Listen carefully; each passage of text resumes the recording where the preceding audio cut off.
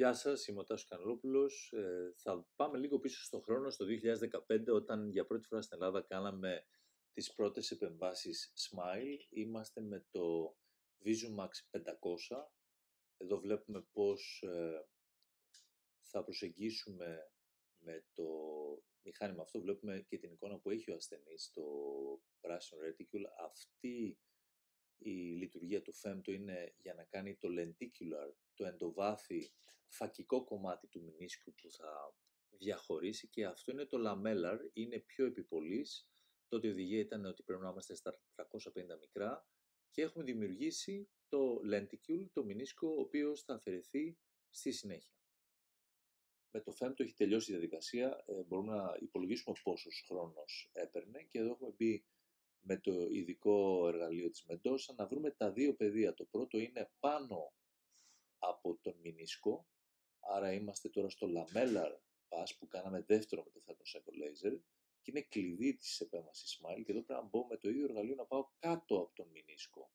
Και ίσως το πιο σημαντικό μέρος της παρέμβασης είναι αυτό. Πρέπει να βρω αυτό τον χώρο και πρέπει, μπαίνοντας μέσα για να φεράσω το μηνίσκο, να βρω τους ίδιες περασιές που έκανα εδώ. Βλέπετε, είναι από τα πρώτα περιστατικά που έχουμε κάνει τότε, αρχάρι στην επέμβαση Smile, πόσο προσεκτικοί είμαστε να σιγουρευτούμε, και η οπτική εδώ, μπορεί στο βίντεο εδώ να φαίνεται πολύ καλύτερα, αλλά ενδοπνευματικά εδώ έχω μπει και φαίνεται στο μέσο αυτού του στυλεού που υπάρχει ο μηνίσκος του ιστού, και ότι όντως είμαι κάτω από το μηνίσκο εδώ. Πολύ σημαντικό κομμάτι, παίρνω το χρόνο, γιατί θεωρώ ότι κατά τη γνώμη μου, έχοντας πια αρκετή εμπειρία και με το Smile και με το Smile Pro που θα δούμε σε λίγο, που γίνεται με την πιο εξελιγμένη μορφή του femtosecond device του 800, μπαίνουμε τώρα με την άλλη άκρη του ίδιου στυλεού της Mendoza, για να πρώτα πάμε αυστηρά πάνω από τον μηνίσκο που έχουμε διαχωρίσει με το femtosecond σε αυτό τον κερατοειδή, ο οποίος είναι σφαιροκυλινδρικός, περιέχει τη μυοπική διόρθωση και τον αστιγματισμό, και από τότε ο υπολογισμός γινόταν από εμάς με βάση τοπογραφικά μετρημένες μετρήσεις και με το γνωστό TMR που είχαμε δημοσιεύσει, δηλαδή το να συνυπολογίζουμε τον τοπογραφικό αστιγματισμό από τη διάφλαση. Εδώ τώρα έχω μπει με αυτό το olive tip πλευρά του στυλού της Mendoza για να πάω κάτω από το μηνίσκο, ο οποίος είναι μικρότερος παρεμπιπτόντως από το lamellar cut, και βλέπουμε ότι ήδη συσσωρεύεται. Πολύ σημαντικό να πηγαίνω δεξιά-αριστερά για να μην ελευθερώσω το μηνίσκο από τη μία πλευρά και δεν έχω τάση από την άλλη πλευρά για να τον αφαιρέσω. Έχω ελευθερώσει το μηνίσκο και από όλες τις κατευθύνσεις. Εδώ τον κουλουριάζω, επιτρέψτε μου τον όρο, πολύ ατραυματικά με αυτό το εργαλείο, και θα καταφέρουμε, εστιάζω λίγο καλύτερα το μικροσκόπιό μου, να βγει εν μπλοκ ένα κομμάτι, έχει διορθώσει η θύμη και αστιγματισμός, η επέμβαση προς το παρόν, τέλος. Έχουμε ήδη τώρα προχωρήσει στο χρόνο και φυσικά σε άλλο ασθενή. Είμαστε στο 2024 και μάλλον 23, η παρέμβαση είναι αυτή από τον Νοέμβριο του 2023.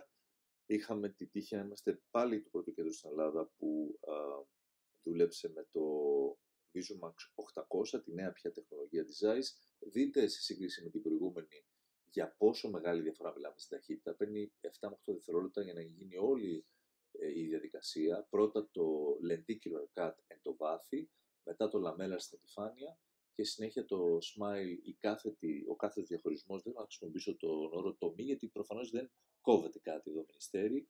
Η διαδικασία και η τεχνική παραμένει ίδια. Μπαίνουμε με παρόμοιο στυλαιό να βρούμε το χώρο μεταξύ του διαθραστικού μηνίσκου και του lamellar cut, και μετά να πάμε κάτω από τον μηνίσκο. Πρέπει να τους ξεχωρίσουμε. Αυτό είναι πολύ σημαντικό, γιατί εάν εγώ διαχωρίσω πρώτα το κάτω, τώρα περνάω πάνω από το μηνίσκο με το μέρος του στυλαιού που μοιάζει με olive tip, και διαχωρίζω το μηνίσκο από τον υπόλοιπο επιφανειακό κερατοειδή. Αν δεν το καταφέρω αυτό, κάνω το λάθος και πάω αρχικά κάτω από το μηνίσκο, είναι πάρα πολύ δύσκολο να διαχωρίζω το μηνίσκο. Οπότε βλέπουμε πόσο πιο εύκολη η διαδικασία είναι, και η λιγότερη αντίσταση που έχουμε στο κερατοειδή, που δείχνει ότι πραγματικά έχει προχωρήσει πάρα πολύ η τεχνολογία της Zeiss στο συγκεκριμένο femtosecond laser. Τώρα είμαστε κάτω από τον μηνίσκο, άρα στο refractive pass του VisuMax 800 διαχωρίζουμε τον μηνίσκο εντελώς, θα ελευθερωθεί, όπως είδαμε και πριν θα τον κουλουριάσω, πάλι χρησιμοποιώ τον ίδιο όρο εδώ, ελπίζω να με συγχωρείτε, θα καταφέρουμε εδώ με τον στυλό αυτό σιγά σιγά να κάνουμε τοκετό όλου του διαθραστικού μηνίσκου που διορθώνει μοιοπία και ασθηματισμό και έχουμε τελειώσει και εδώ με την επέμβαση. Ευχαριστώ πάρα πολύ για την προσοχή σας, ο Τάσος Κανελόπουλος, και γνωρίζουμε ότι ήδη είναι υποπαραγγελία 2 νέες συσκευές, μία για την Αθήνα σε στρατιωτικό νοσοκομείο και μία σε ιδιωτικό κέντρο στη Θεσσαλονίκη, και θεωρούμε ότι μόνο οι Έλληνες ασθενείς έχουν να κερδίσουν από αυτό, καθώς αυξάνονται οι επιλογές και οι τεχνικές που μπορούμε να προσφέρουμε για τα καλύτερα δυνατά αποτελέσματα στη διαχειριστική επεμβατική. Σας ευχαριστώ πολύ. Και κλείνουμε εδώ το βίντεο με κάτι που πρέπει να κάνουμε οπωσδήποτε, να ξεπλύνουμε, ώστε αν έχουμε κάποια κύτταρα επιθυλίου να μην έχουμε epithelial ingrowth. Περνάμε με αυτό το κύλο εργαλείο που δεν έχει μυρό να εκφράσουμε όλο την περίσσια του υγρού. Τα πλεονεκτήματα του Smile είναι ότι δεν έχουμε το φόβο ότι θα μετακινηθεί κάποιο flap. Την πρώτη μέρα μπορεί να μην είναι 10% ασθενής, αλλά θα είναι στη βδομάδα. Μια σίγουρα τεχνική που ήρθε για να μείνει και θα δούμε τα υπόλοιπα στο μέλλον.